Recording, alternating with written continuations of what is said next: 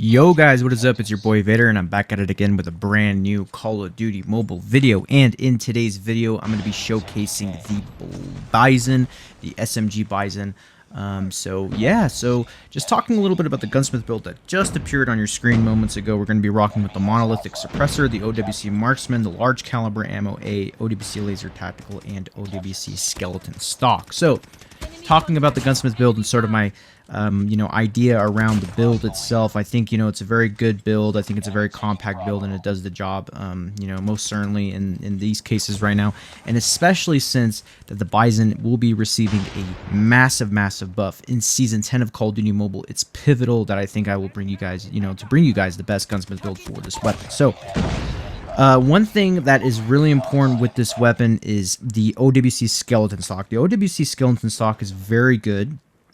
It increases your ADS movement speed by a significant margin, as well as buffing, decreasing your ADS time as well as that. So it decreases your ADS time, but increases your ADS movement speed. Now you combine this attachment on this specific weapon with the Skulker perk that gives you 12% more movement speed while walking, right, strafing or crouching or things of that nature. It's very good. I mean, this gun really excels when you combine that attachment with that specific perk, and then obviously you can run any other perks you want, but I would recommend trying this build out with that. This strafe speed is absolutely phenomenal with this perk and with this attachment. One thing to note is, one probably controversial attachment that I do have on the weapon is probably going to be the monolithic suppressor. The monolithic suppressor no longer gives 25% range boost on the Bizon anymore. It only gives 12% more. But I think it's still necessary to have. I think considering that most people do, tend to take longer range gunfights with this weapon, you're going to need it, right? You're going to need that marksman barrel paired with that monolithic suppressor so you can try to challenge people a little bit, maybe even get them low for your team to, pick up the trade. So really, realistically, you definitely want to have this gun suppressed. I think you can build and go with the tactical suppressor. I think the tactical suppressor is fine here if you definitely want to use that, but obviously you're going to have to really change the way that you play with this gun. You're going to have to play a lot more close range than you normally would, because like I said, without that monolithic suppressor, you can't really excel in those longer range gunfights, if those make sense. And that's sort of how almost this gun wants to be used. It wants to be used in that medium long range department, because that's where it excels at, and where the buffs are coming, it's really going to magnify those capabilities on the weapon. And so I think this will probably be the new SMG in the game to use. Obviously, one thing that we have, the one thing that we do know for certain is that the Switchblade is getting a massive nerf, which is really good to see. Because like I said, I think we're all tired with the Switchblade meta. Switchblade meta is literally criminal to play against in COD Mobile. Plus, it's very annoying, and it does not make the game fun to play against. Because like I said, if you want to use non-meta weapons, you necessarily can't, because it's like every game you try to play in, you're going against at least 2 to 3 people who are using the gun every match. So it's really hard. It's been really interesting rank seasons thus far. I think COD Mobile rank season and the rank meta is going in the right direction. I think once they nerf this Switchblade, which would be coming soon, the meta will be a lot better. We also have to be cautious about how OP the Bizon is going to be, because if the Bizon is going to be really OP, then it's like, well, is that going to be a concern? But I don't think so personally. I think the Bizon definitely deserves a buff. I think it deserves to be used. Like I said, there's a lot of other guns that are really good too that can counter this. It's just more of the Switchblade. When you have a gun that can literally counter every single other weapon, it doesn't make any sense. Guns need to counter each other, and that's how you have a balanced and healthy meta inside of Call of Duty Mobile. So, I mean, regardless of that, I'm really excited for that. One other thing to mention is just talking about the weapon and how it's you want to go about it in ranks. So I would definitely recommend pulling the Bizon out on longer range maps. You can go on Raid. Obviously, Nuketown is a good one. Standoff, Summit. I would do Crash as well.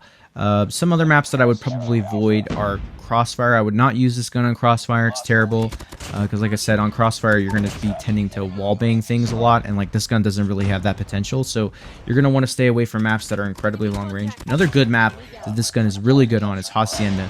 So these close range, long, sort of medium range maps that are very nice to play on, right? Very good to play on. Play on those maps in particular.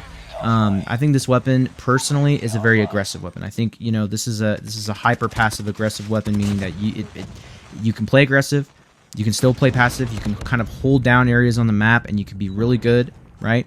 and you know, you'll be rewarded either way. You'll be rewarded for either playing passive or aggressive. But I think mainly, if I were to lean it, or if I were to tip the balance on the scales of where it would land, it would definitely be in the aggressive category, just because, like I said, it just has some great potential to it. I think it's awesome. Like I said, it's basically the successor of the cordite, if you really think about it, because, you know, the magazine capacity, and that's what makes this gun really good to use. Is, like I said, like, you have a 60 round ammo, like, you know, at your disposal to just spray and pray. And that's one of the few things about this SMG that is very unique, is that, you know, the spraying and praying capability, the rate of fire is just enough to where you don't have to burn through all the ammo, but enough to where you can get a lot of shots out. So it's really nice to see, you know, this gun come into play, you know, in Season 10, and just see people using this weapon. I think it's a phenomenal weapon.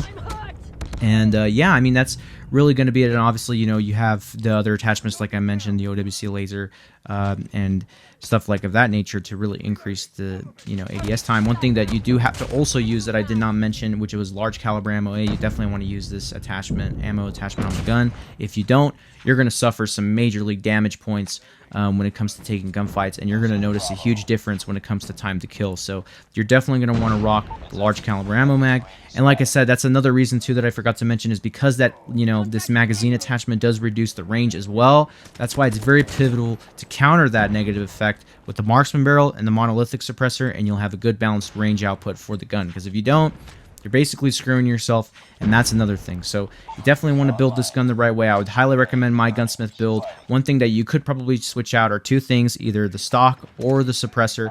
Those would be the only things that I would touch on in this gun to play around with and experiment with. Other than that, this is going to be the best Gunsmith build for the Bizon, how you should be playing with it, what maps you should play with it, and overall synopsis on the gun. This gun, in my opinion, is definitely in the A tier.